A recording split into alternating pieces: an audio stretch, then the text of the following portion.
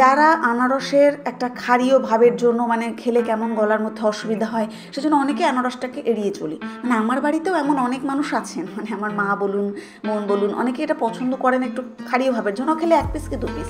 তাদের জন্য আমি এই রেসিপিটা নিয়ে এসেছি। এটা সত্যি খুবই টেস্টি, আনারসের স্বাদ আচারের মতো। তো নমস্কার, আমি সুতপা। বরাবরের মতো একটা নতুন রেসিপি নিয়ে আমি এসেছি। আপনাদেরকে অনুরোধ করব ভিডিওটি স্কিপ না করে শেষ পর্যন্ত দেখুন, যেহেতু খুবই অল্প ভিডিও। আর অবশ্যই ভালো লাগলে লাইক, শেয়ার, কমেন্ট করে পাশে থাকতে ভুলবেন না। এখানে আমি কি করেছি, অর্ধেকটা আনারস দিয়ে আমি আনারসের কেক বানিয়েছিলাম, একদম এই ড্রাই আনারস দিয়ে, কোনো ফ্লেভার এসেন্স না ইউজ করি আমি আনারসের কেক বানিয়েছিলাম। আপনারা যারা দেখেননি সেটা আমার চ্যানেলে গিয়ে দেখতে পারেন। তো বাকি অংশটাকে আমি আনারসের বাকি অংশটাকে রেখে দিয়েছি। এখন সেই অংশটা দিয়ে আমি বানাবো আনারসের পিকল। এখন আপনাদের মনে হতে পারে, আপনারা কখনো কেউ খেয়েছেন কিনা অবশ্যই আমাকে কমেন্ট করে জানাবেন যে এইরকম কোন ধরনের কোনো পিকল আপনারা খেয়েছেন কিনা। কিন্তু আমি খেয়েছি, বিশেষ করুন আমার দাদার বিয়েতে, মানে আমার জেঠুতো দাদার বিয়েতে যে এরকম কোনো আচার হয় বা পিকল আমি জানতামই না।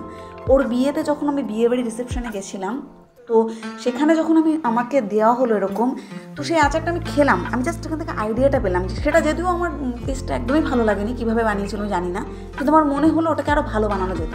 তো আমি সেটা নিয়েই হাজির হয়েছি। তো আমি সবার প্রথমে শুকনো কড়াইতে নিয়ে নিয়েছি। এর ভিতরে আমি মৌরি 1 চামচ আর গোলমরিচ 1/2 চামচ দুটোকে নিয়ে ভেজে নিয়েছি। আর এই আচারটা খুব অল্প তেলে রান্না হয়। আমি 1 টিস্পুন সরিষার তেল নিয়েছি, একটা তেজপাতা দিয়ে দিয়েছি, আর মৌরি ফোড়ন দিয়ে দিয়েছি।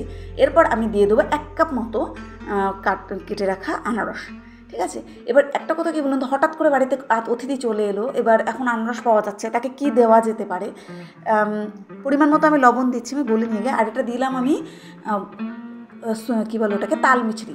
হ্যাঁ, এখানে তাল মিছরি বাজারে 2 রকম পাওয়া যায়, একটা সাদা তাল মিছরি, একটা ব্রাউন কালারের। তো আমি এটা ব্রাউন কালারটা অ্যাড করলাম। 5 মিনিট মতো ঢাকা দিয়ে রাখলাম, যতক্ষণ না জলটা ছেড়ে দিচ্ছে। ঠিক আছে, এবার এর ভিতরে আপনি যে কোনো ড্রাই ফ্রুট ইউজ করতে পারেন। আমি যেটা বলছিলাম, দাদার বিয়েতে যেটা আমি দেখেছিলাম যে ওই চিনির একটা সিরাপ বানিয়ে তার মধ্যে সমস্ত ড্রাই ফ্রুটগুলো দিয়ে দিয়েছিল। এর মধ্যে আবার যে ব্রাউন কালারের যে এক ধরনের পার্পল কালারের যে আঙুর ফল পাওয়া যায় সেটাও পাওয়া গেছিলো, খেজুরও পাওয়া গেছিলো। মানে যত রকম ড্রাই ফ্রুট আছে বা ফ্রুট আছে আপনি দিয়ে দিতে পারেন।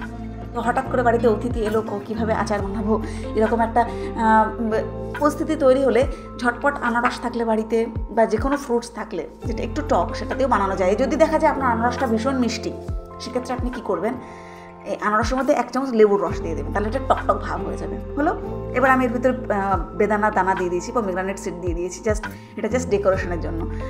মানে আচার বানানোর সময় কিন্তু পমিগ্রানেট দেওয়া যাবে না, বানানো হয়ে গেছে বলে আমি এবার গ্যাস অফ করে তারপরে দিয়েছি। ঠিক আছে, এবার যে গোলমরিচ আর মৌরিটা ভেজে রেখেছিলাম সেটা একটু গুঁড়ো করে নিয়ে সে গুঁড়োটা দিয়ে দিলাম। এবার এটা বানানো হয়ে গেল। বড় জোর 10 মিনিট লাগবে।